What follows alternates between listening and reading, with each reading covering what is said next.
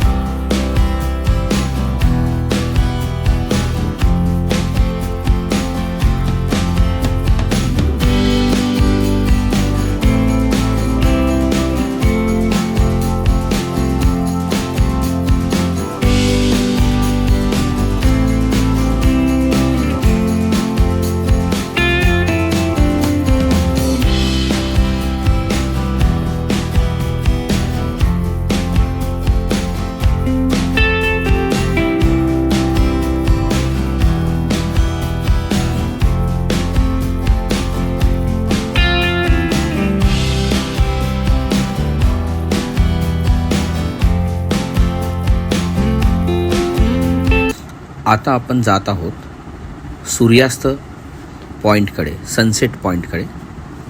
बाजूला साठवण तलाव आहे आणि साठवण तलावाच्या बांधाने आपण चाललो आहोत. एका विशिष्ट ठिकाणी गेल्यानंतर अतिशय सुंदर सूर्यास्त आपल्याला पाहायला मिळणार आहे. आपल्याला दिसतोय सूर्य आता अस्ताकडे जातोय. बघा किती छान त्याची प्रभा आकाशामध्ये पसरलेली आहे. रंगाच्या कितीतरी सुंदर छटा आपल्याला पाहायला मिळत आहेत. आणि त्याच वेळेला तलावामध्ये सुद्धा एक वेगळेच प्रतिबिंब सुद्धा आपल्याला पाहायला मिळते. हिरवळ डोंगर आणि डोंगरात हळूहळू वितळत जाणारा सूर्य जातोय. सूर्यास्ताचा हा अनुभव खरं तर तुम्हीच आता सर्वांनी घ्यायला हवा. बघा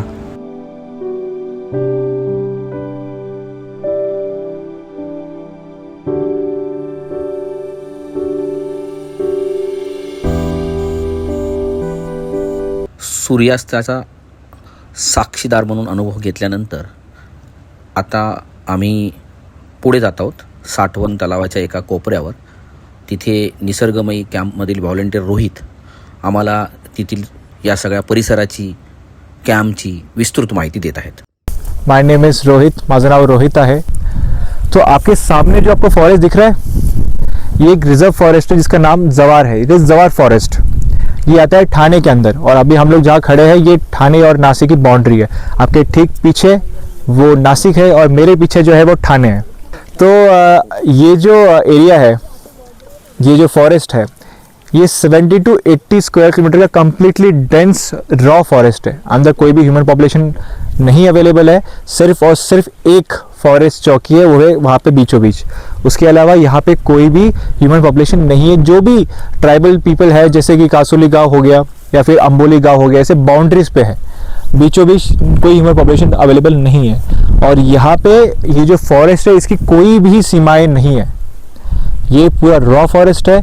यहाँ पे बिबट्या से लेकर सांप से लेकर हर प्राणी, तरस, फॉक्स, एव्हरीथिंग इज अवेलेबल. आम्ही आता पुन्हा परत आलोय. तिथे भोजनाची व्यवस्था आहे. कॅम्पचं जे मुख्यालय आहे म्हणता येईल तिथे आणि अतिशय सुग्रास रुचकर असं भोजन आहे. आपल्याला दिसतंय लोणचं आहे, पाटोडी रस्सा आहे.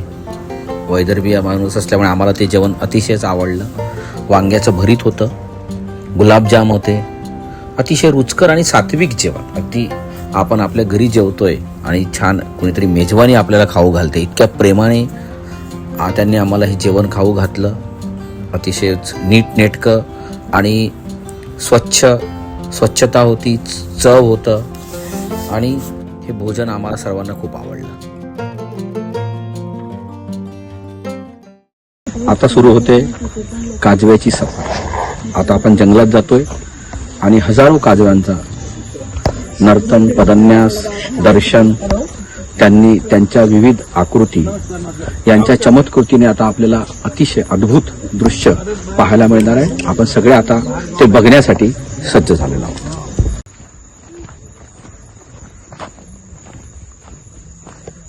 आता आम्ही सोहमच्या पाठीमागे एका रांगेत निघालेलो आहोत.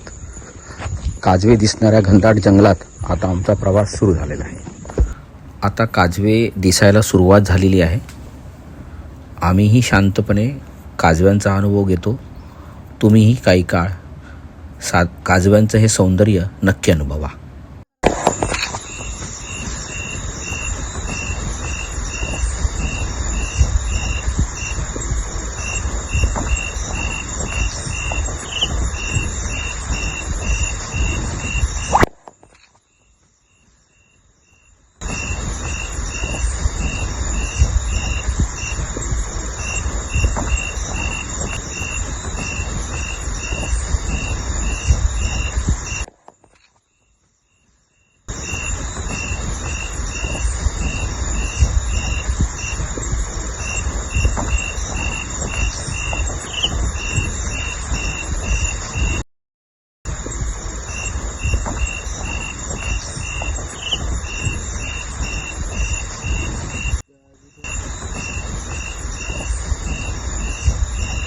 काजव्यांचं दर्शन करून आल्यानंतर आम्ही तंबूमध्ये रात्रीचा अनुभव घेतला आणि तंबूतूनही आम्हाला रात्रभर काजवे दिसत होते.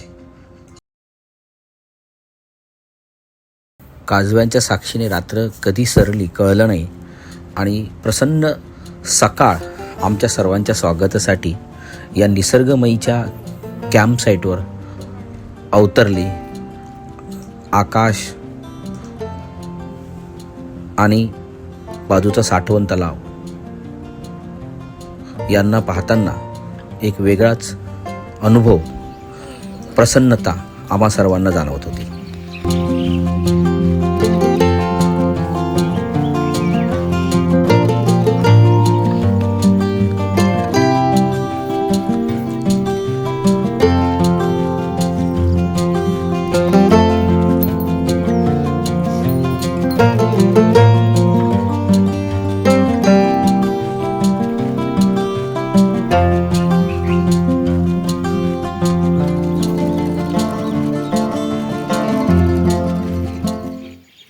काल आपण अतिशय किर्र अंधारात आपण काजवे बघितले.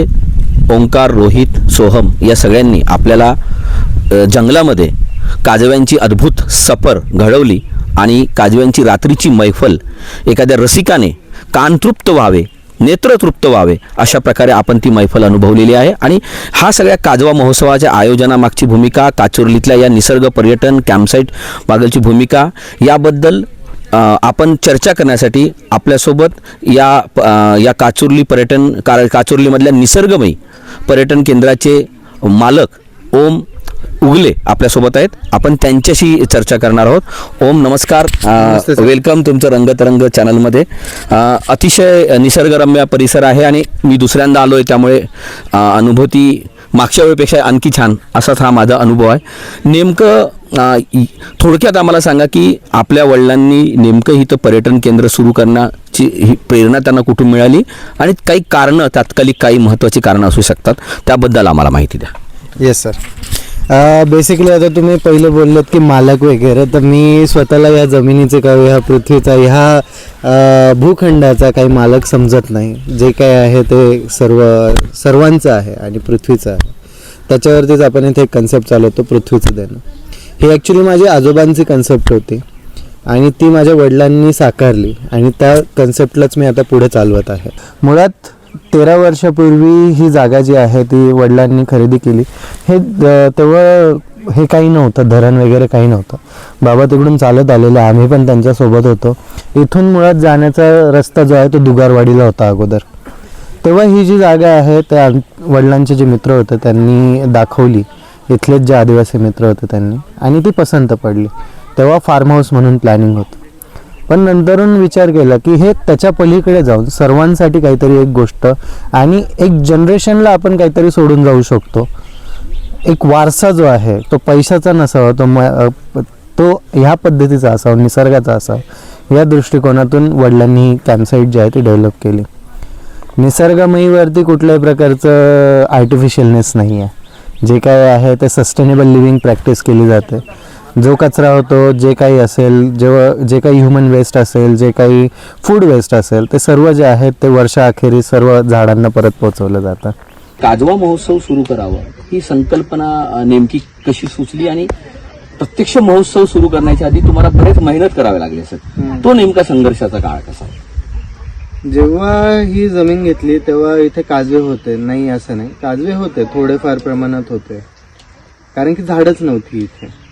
सो आम्ही काय केलं की काजवांचं संगोपन इथे केलं. काजवे कारण की वयवर्ष 1 पासून ते वयवर्ष 90 पर्यंत सगळ्यांना ते न्यायला आवडतं, त्यांचं आकर्षण आहे. तर त्यांचं आम्ही संगोपन इथं केलं, ते पण एकदम नॅचरल वेने केलं. कुठल्याही प्रकारचं त्यांना डिस्टर्बन्स होणार नाही, कुठल्याही प्रकारचं त्यांना हानी होणार नाही याची काळजी घेत आम्ही केली. ते ज्या झाडावरती होते त्याच झाडावरचं जी बी आहे तीच त्याच्या बाजूला लावली, जेणेकरून त्याच प्रजातीचं जे झाड आहे ते तिथेच राहावं. असं करून आम्ही जी आहे एक रो बनवली झाडांची, ज्यामध्ये त्यांचं जे कल्टिवेशन जे आहे ते झालं.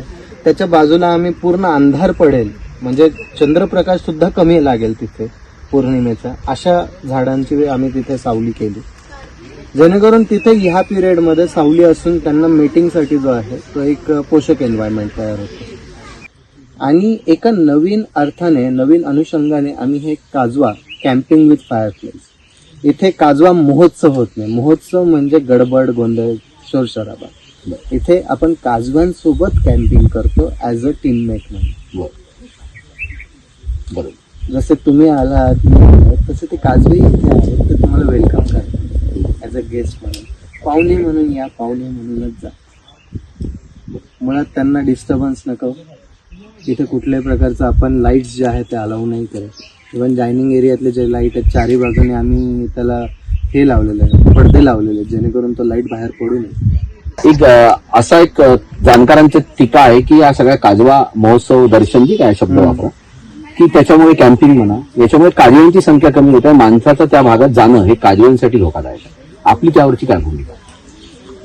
माणसं ज्या ज्या ठिकाणी गेलेले आहेत, एका काय म्हणतात अननॅचरल बिहेवियर जे म्हणतो आपण, ते ज्या ज्या ठिकाणी घेऊन गेलेले तिथे निस्तनाबूत केलेलं आहे काजवे. भंडारदाऱ्यामध्ये सुद्धा काजवे आता फार कमी राहिलेले आहेत, म्हणजे तुम्हाला खूप चालून जावं लागतं आणि मग ते काजवे दिसतात. मुळात माझी यामध्ये भूमिका अशी आहे की जर ते का गरजेचे आहेत आणि जर ते नसले तर मनुष्याला काय प्रॉब्लेम होणार आहे हे जेव्हा कळेल आणि त्याच्यातला स्वार्थ मनुष्याला जेव्हा कळेल तेव्हा तो त्याला नष्ट करणं थांबवेल.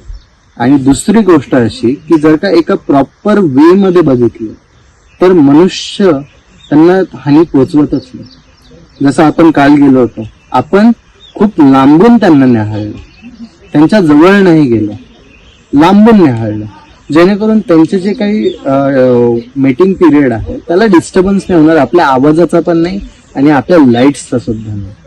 त्याच्यामुळे आपला त्यांच्यासोबतचा जो कनेक्ट आहे तो फार कमी आला. जो आला तो आला एकदम मायनर मध्ये. आपल्या ना लाईटचा त्यांना डिस्टर्बन्स झाला ना आपल्या आवाजाचा त्यांना डिस्टर्बन्स झाला, कुठल्याही प्रकारचा नाही. आम्ही एक शेवटच्या प्रश्नाकडे येतो की का महत्वाचे आहे काजवे? ते आपण एक सर्वसामान्य एक तुसडेपणा मध्यमवर्गीयांमध्ये, शहरीमध्ये मेले तर मेले, आपल्याला काय फरक पडतो? जे काही खास करून नगरी, महानगरी भागांमध्ये असतात, काजवे असले काय नसले काय, त्यांना काय फरक पडतो? असा एक भावना लोकांच्या मनात आहे निसर्गाबद्दलचं अज्ञान म्हणा वाटलं असतं. तर आमच्या दर्शकांसाठी आम्हा सर्वांसाठी सांगा की नेमके काजवे का महत्वाचे आहे? केवळ प्रकाश हा तर सगळ्यांना दिसणारा भाग आहे, वैज्ञानिक त्याची काय कारण आहे? वैज्ञानिक कारण हे बघायला गेले तर यांचं पॉलिनेशनमुळे काजवे आता ज्या झाडांवरती असतात, सादड, जांभूळ, आंबा, हे जे झाडं आहेत त्यांना ह्यावेळेस फुलं येतात, मोहरतात ते. तर त्यांचं जे पॉलिनेशन होतं ते काजव्यांमुळे होतं. जिथे मधमाशा नाही आहेत तिथे काजवे हे पॉलिनेशन करतात आणि त्याच्यामुळे जी वाढ आहे जंगलाची किंवा जे झाडं प्लांट होतात ते ह्या गोष्टीमुळे होतात. दुसरं म्हणजे यांचं जे पोटामधलं जे लुसिफेरिन जे ऍसिड असतं जे ऑक्सिजन सोबत रिॲक्ट होतं आणि यांचा जो स्पार्क होतो याच्यावरती भरपूर सारे तंत्रज्ञानांनी शोध केलेले आहे. हे जे डायबेटीस डिटेक्ट करण्यासाठी सुद्धा तुम्हाला हेल्प करतं.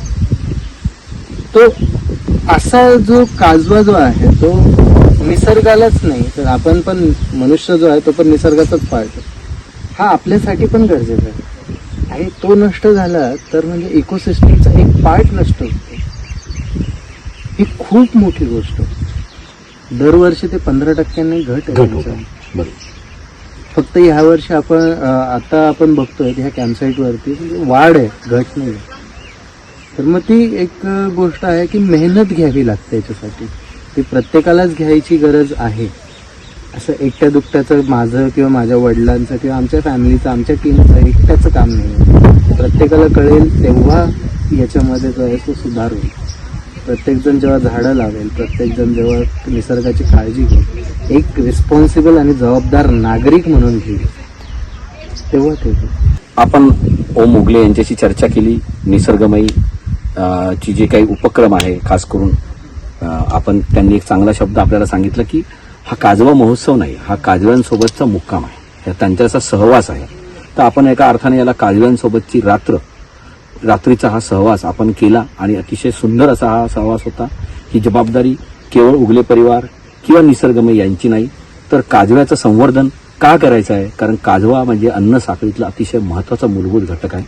कारण निसर्गमध्ये जर तुम्ही पॉलिनेशन ज्याला आपण म्हणतो ते परागीकरण जर झालं नाही तर जंगल वाढणार नाही, जंगल वाढणार नाही तर ही सृष्टी टिकणार नाही. त्यामुळे एका अर्थानं जशा मधमाशा नष्ट झाल्या तर सृष्टी नष्ट होईल, तसंच भविष्यात जर काजवे नष्ट झाले तरी सुद्धा सृष्टी नष्ट होणार आहे. याचा अर्थ महानगरात राहणाऱ्या आपल्यासारखे लोकांसुद्धा नष्ट होणार आहेत. इतकं महत्त्व आहे. आणि काजवा, चांगल्या प्रमाणात काजवे असणे हे जंगलाच्या नैसर्गिकदृष्ट्या तंदुरुस्त असण्याचं, समृद्धीचं प्रतीक आहे. हे समृद्धीचं प्रतीक आपण जपूया आणि उगले परिवाराच्या या मेहनतीला, या सगळ्या तळमळीला आपण पण हात लावूया. निसर्गमयीला आपण नक्की काचुर्ली येथे भेट द्या. काजव्यांचा हा उत्सव, मी महोत्सव म्हणणार नाही, हा उत्सव नक्की अनुभवा. कॅम्पिंगला आलेल्या लोकांच्या प्रतिक्रिया आपण जाणून घेऊया. काजवा उत्सवाबद्दल आपण पहिल्यांदा या काजवा उत्सवाचा आनंद घेतलेला आहे. नेमकं काय वाटतंय, कसा अनुभव होता तुमचा? फार छान वाटलं मला इथे येऊन निसर्गाच्या रम्य सानिध्यात. काजवे मुळातच म्हणजे निसर्ग जिथे स्वच्छ असतो तिथे राहतो आणि तो आपल्याला प्रकाश पण देतो. म्हणजे तो त्याच्या शॉर्ट स्पॅनमध्ये सुद्धा चांगलं काम करून जातो. आणि आपण निसर्गाला काय देतो? कचरा, प्रदूषण. पण हे काजवे कसं प्रदूषणापासून दूर राहतात. तर आपण पण तसा प्रयत्न करूया आपल्या लाईफमध्ये. तुम्ही साधारणतः कम्प्युटरच्या एसीच्या विश्वात राहतात. आज खऱ्या अर्थानं नैसर्गिक एसी मध्ये आपण एक रात्र घालवली आणि काजव्यांचा सहवास. काय अनुभव आहे तुमचा, काय अनुभूती आहे? हे नैसर्गिक एसी खूप छान होता.